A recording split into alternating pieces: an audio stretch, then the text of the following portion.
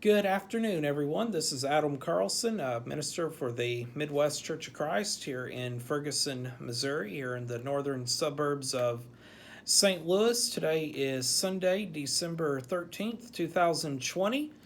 Normally, I would have been recording this during our public worship assembly, but unfortunately, YouTube's terms of service will currently not allow for us to do that, but we are hoping to rectify that, and hopefully next Sunday, God willing, we can find a way to stream it and or record the entire worship service for you, for those that are not able currently to be with us in person. Today's lesson that we looked at in the worship assembly, and we'll look at it here during the study together, is that of our singing. We're going to ask three simple questions: why, when, and how. Very basic, I know, but things that we do need to be reminded of from time to time as Christians, because the scriptures have much to say about it. And again, as always, if you have any questions about anything that you hear me say,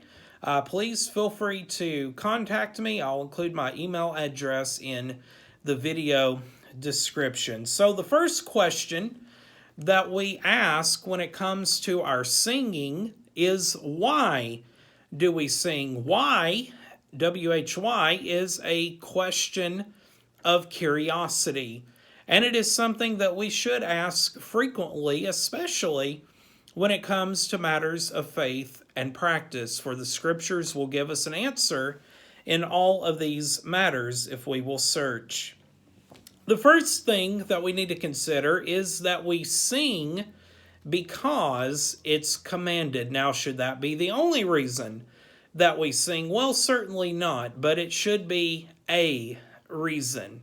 We should sing primarily because we have a desire to serve God, and to serve God and to worship Him is to do His will, which certainly does include singing. Probably the two most well-known passages pertaining to that, of course, is what Paul wrote to the Ephesians in Ephesians chapter 5 and in verse 19, when he says, speaking to one another in psalms and hymns and spiritual songs, singing and making melody in your hearts to the Lord with sincerity. That's where it comes from, the heart. But notice the commandments there. Speaking, well, how do we speak? Psalms, hymns, and spiritual songs. And then what do? We make melody. And the idea there being the heart being an instrument, if you will, that is coming from within rather than outwardly.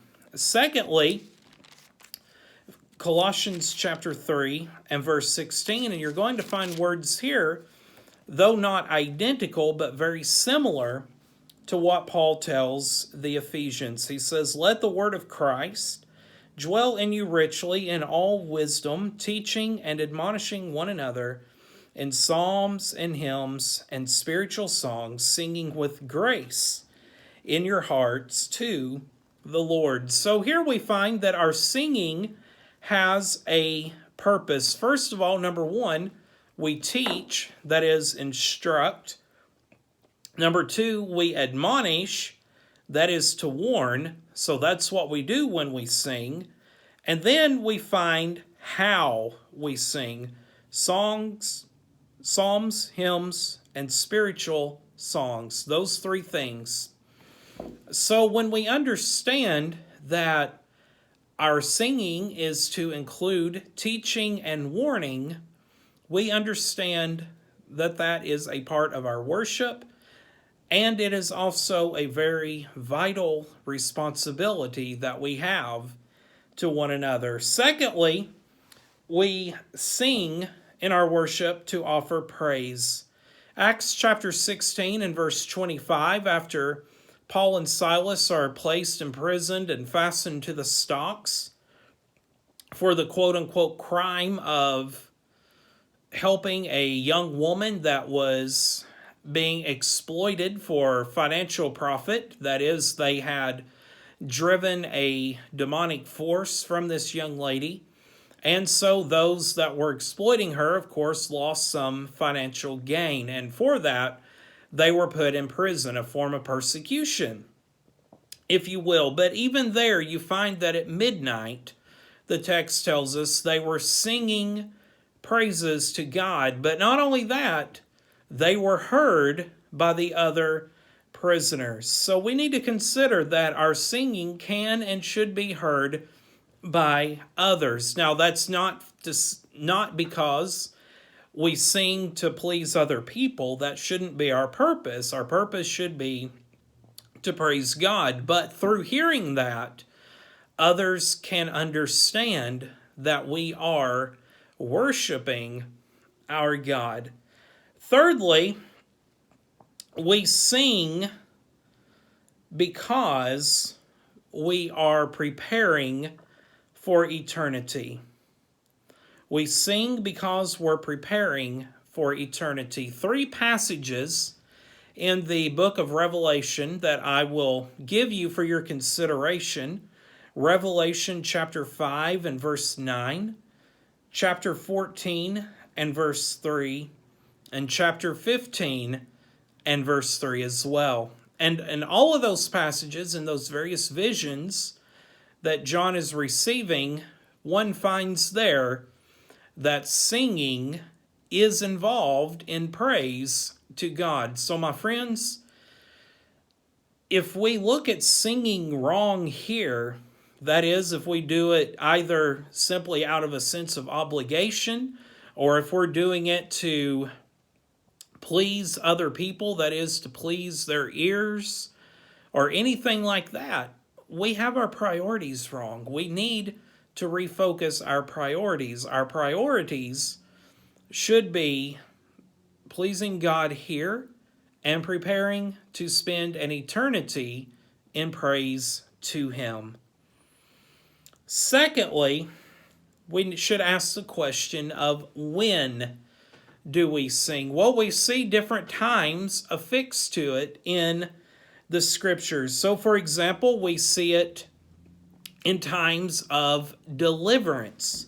When one goes through the Old Testament, and we'll turn to the book of Exodus, chapter 15, and begin at verse 1, and the section that we'll look at goes through verse 21. Now, we will not read this in its entirety, but there are a few things that I do want us to consider. This is immediately after God miraculously parted the Red Sea for the children of Israel, and they crossed safely to the other side, escaping the bondage of the Egyptians. And what we find there in verse 1 of Exodus 15 are these words: Then Moses and the children of Israel sang this song to the Lord and spoke, saying, I will sing to the Lord. So as you go on through that, you will find that they sang of what God had done for them, and you will also find attributes or characteristics of God. For example, beginning in verse 11. And then you come to the end of it in about verses 20 and 21, and there you will find Miriam, the sister of Aaron and Moses, leading the women in what appears to be either the same or a song very similar to the one recorded here.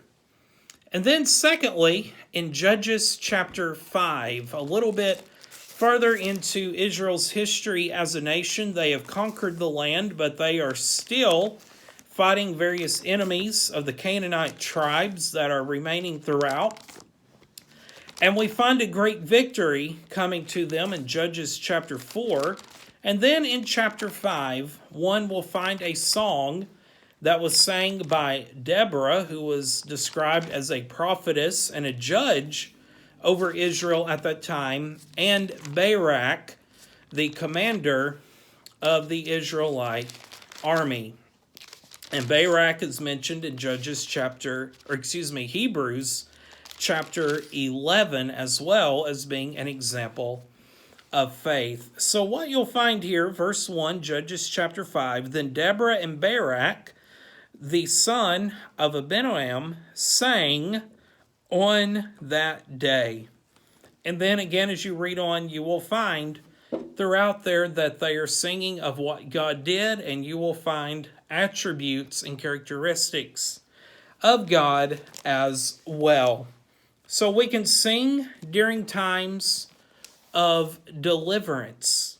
We can also sing during times of worship. We've looked at it in the New Testament, but now let us turn our attention as well here again to the Old Testament. So one comes to the Psalms, and one passage that I will reference, and then two others that we will read together here briefly and expound upon just a little bit, is Psalm 22 and verse 22. And that passage you will find quoted in the second chapter of the book of Hebrews. Hebrews chapter 2 and verse 12. One will go there and can find that cited. Now the Hebrews penman uses that passage in conjunction with Jesus and giving praise unto Jesus. But then what you find as well in Psalm 42 and verse 4, Psalm 42 and verse 4, you find these words, "When I remember these things," that is the things in verses 1 through 3, "I pour out my soul within me. For I used to go with the multitude, I went with them to the house of God, with the voice of joy and praise, with the multitude that kept a pilgrim feast." And so that idea there, joy and praise, has to do with singing songs of praise unto God. And then likewise in Psalm 95 and verse 2 as well. Psalm 95 and verse 2, one will find these words, "Let us come before his presence with thanksgiving. Let us shout joyfully to him with psalms." Notice there, come before his presence, that is God's, with thanksgiving, that is gratitude. Let us shout joyfully, that is with gladness, to him with psalms, or song, as we could say as well. So the idea there being is that we are to praise God, worship him as he desires. But we also sing during times of joy. In James chapter 5 and verse 13, there James asks two questions. Is any among you sorrowful? Let him pray. And is any among you cheerful? Let him sing a song. That idea there is connecting sorrow or sadness with prayer and joy with singing. Now we can sing when we're in despair. We certainly can. But singing in that passage is connected with joy or cheerfulness.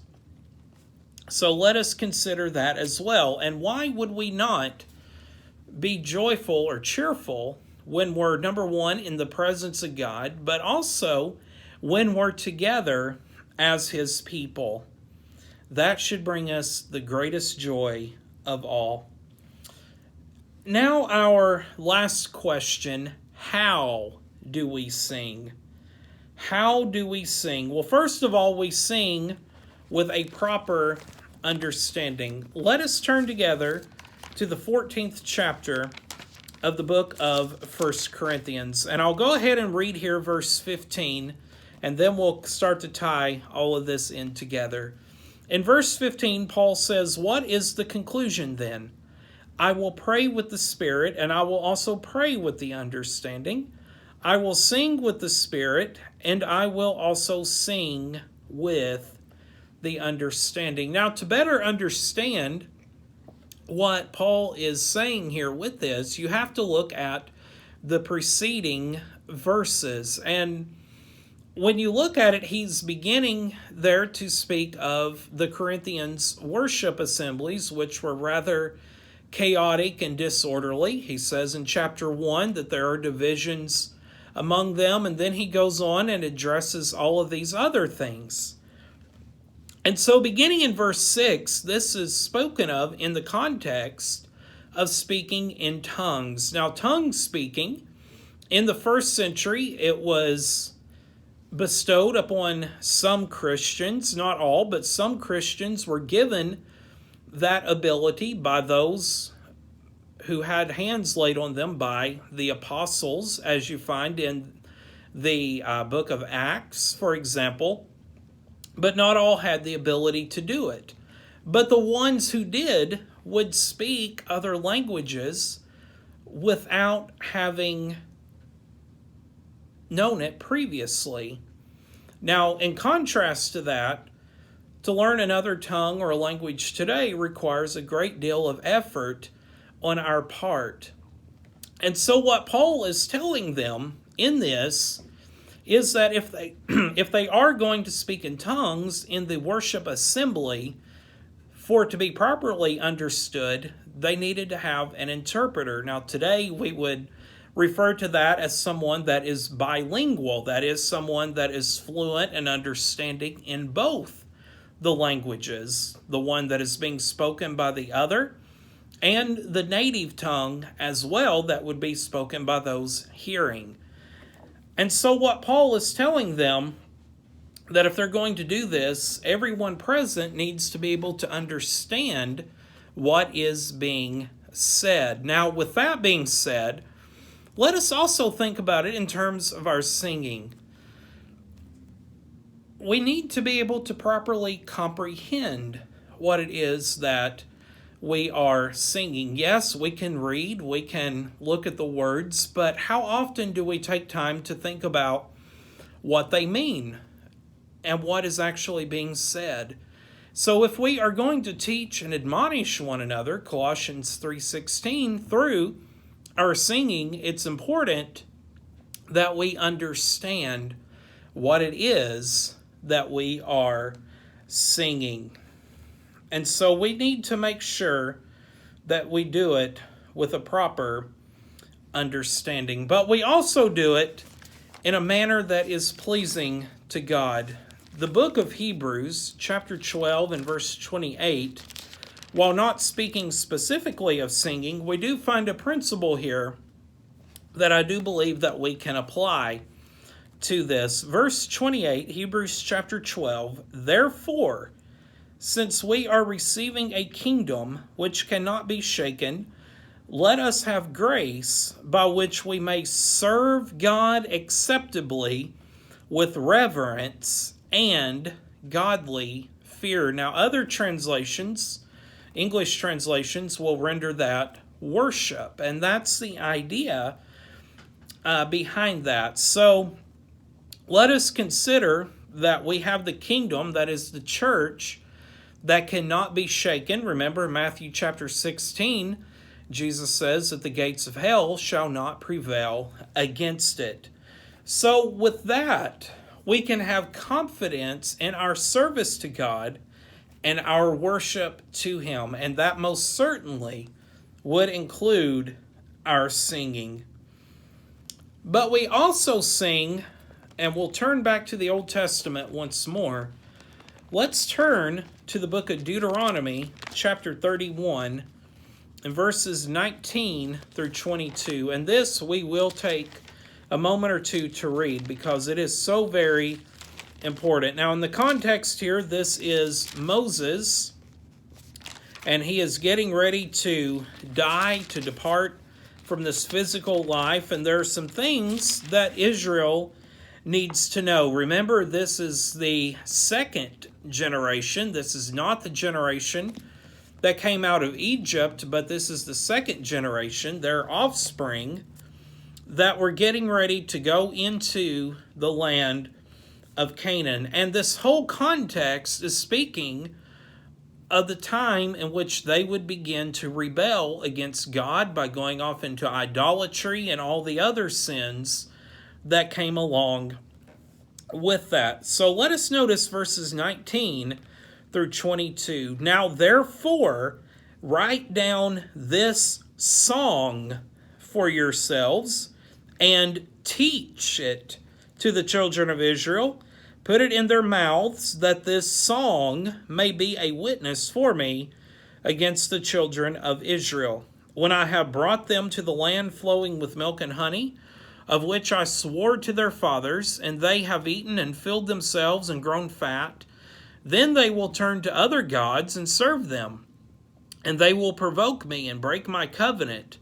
Then it shall be, when many evils and troubles have come upon them, that this song will testify against them. Notice that again, this song will testify against them as a witness, for it will not be forgotten in the mouths of their descendants. For I know the inclination of their behavior today, even though I have brought them to the land of which I swore to give them. Therefore Moses wrote this song the same day and taught it to the children of Israel. Sounds a little bit similar to Colossians 3 and verse 16. Teach and admonish. And so when we come together and when we worship, in our singing, we don't sing just to make noise. We don't sing just to mark something off a checklist or a to-do list, if you will, but we do it intentionally and with purpose. We do it to offer the fruit of our lips, Hebrews chapter 13 and verse 15. And there the Hebrews penman says to continually offer sacrifices, that is the fruit of our lips. And so when we come together to worship, we sing. We sing because it's commanded, but we should also do it because of an earnest and sincere desire to serve God, but also to teach and to warn one another. So let us think about these things as we go forward, and God willing, we will be back together, whether in person or through means of the live stream next Sunday. God willing, until then, have a great week and stay safe. God bless.